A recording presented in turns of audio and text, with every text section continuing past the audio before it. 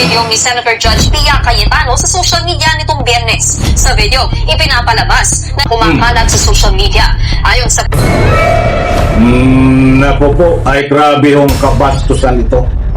Itong biglang kumalat na video skandal ni Senador Pia Cayetano. Naku po, magugulat kayo.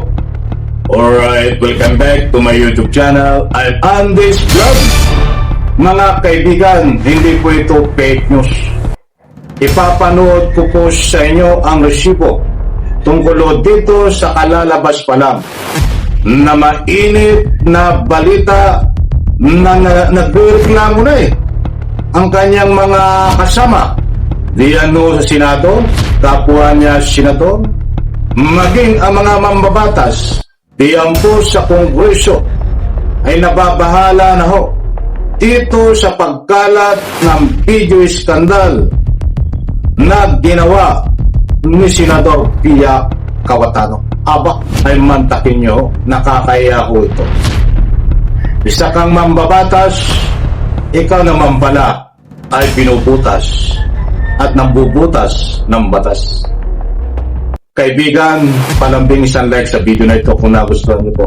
Please subscribe my YouTube channel. Marami na pong nakapanood at halos pumalat na ho sa buong mundo ang video skandal na ito.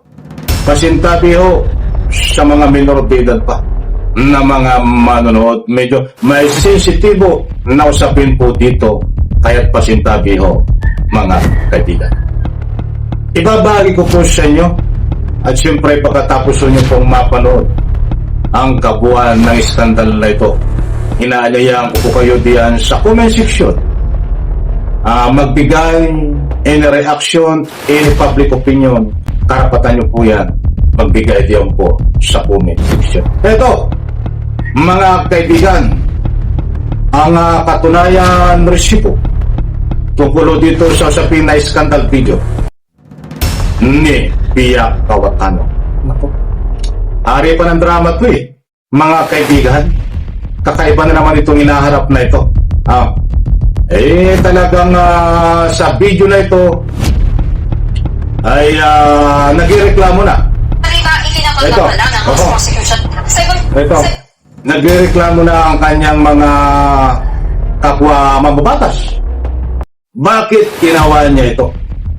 Na dapat hindi kumalat ito ng ganito. Ito mga kaibigan, matindi Sa ibang balita, ikinababahala ng House Prosecution Panel ang unspliced o pinagtagpi-tagping video ng impeachment trial na kumakalat sa social media. Ayon sa pagsalita nilang si Ace Barbers, sumulat na sila kay Impeachment Presiding Officer Chis Escudero para ipapatid ang issue. Nag-ugat ito sa ipinost na video ni Senator Judge Pia Cayetano sa social media nitong Biyernes. Sa video, ipinapalabas na hindi nakasagot si House Prosecutor Chel Jokno sa tanong ni Senator Judge Alan Peter Cayetano. Ipinapakita nitong nag-aakusa na ang prosekusyon kahit hindi pa umano sigurado mga ebidensya laban sa bise. Pero kwenta dyan ni Jokno, walang konteksto ang video. Hindi lang daw nagbabakasakali ang prosekusyon at may sapat na basihan ang pagpapasagpina sa bank records ng bise. Sabi naman ni Representative Sia Alonto Adjo. Nako, ay matindi o di po ba? Sino po nagpakalat ng video ng skandal na ito?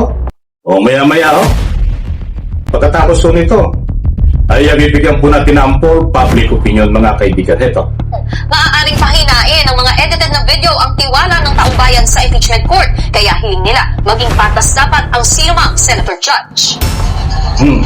Ang impeachment trial ay hindi dapat husgahan batay sa ilang segundo ng video. Mas mahalaga na makita ng buong publiko kung ano ang kabuuan ng proceedings upang sila mismo makabuo ng kanilang opinion at patas at tamang pag-unawa. As public officials, we all share the responsibility of strengthening, not weakening public confidence in our institutions. Mga kapatid, Ricky de Guzman po. Iyan po mga kaibigan na buhat sa News 5. At tinutukoy po dito ay itong si Senador Pia Cayetano. Babasa lang po tayo ng mga public opinion. Ito, nako, babasahin ko.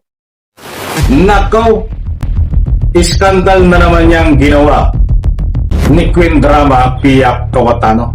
Bakit mahilig siya sa iskandal? Ito pa.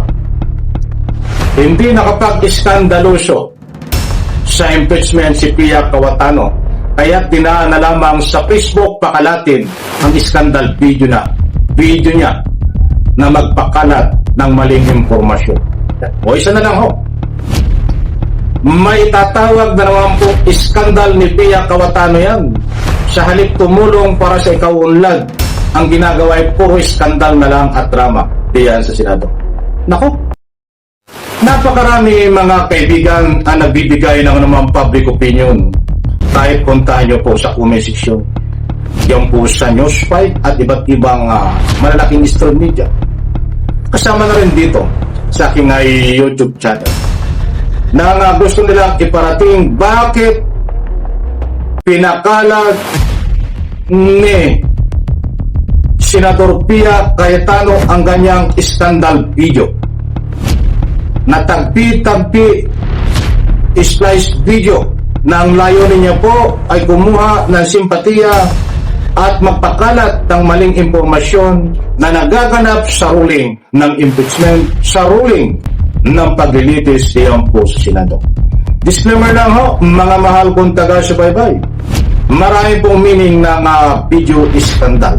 Maraming ibig sabihin ng scandal. Ito po ay itinuturong din na isang scandal ayon po sa mga nagbibigay ng anumang public opinion. Sige nga po, gusto kong kunin ang inyong panig. Anong uri ng scandal ho ito?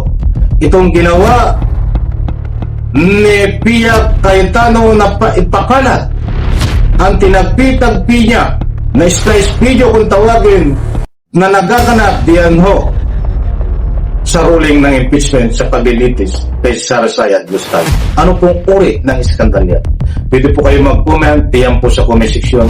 Inaanyayahan ko po kayo magbigay ng anumang public opinion. Alam ko mga kaibigan, naunawaan nyo ang gusto ko punto. Nagrereklamo na ho ang kanyang mga kapwa senador, maging ang Kongreso, dahil ito raw ay isang uri.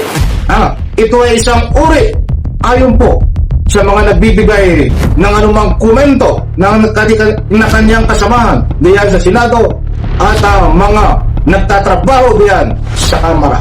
Ito daw po ay isang uri ng kabastusan. Binabastos ang ruling ng impeachment. Binabastos ang katotohanan, gustong palabasin at pahinahin ang buong katotohanan na nangyayari diyan sa ruling ng impeachment. Para lang sa ganun, humingi siya na simpatiya na maling impormasyon, paniwalain at pudulin ang taong bayan. Wala na naman pong naniniwala sa kanila. Yan turot, nasita ka sa iyong pinapakalat na scandal video kung tawag. Kaibigan, isang like, isang share sa video na ito. Salamat po.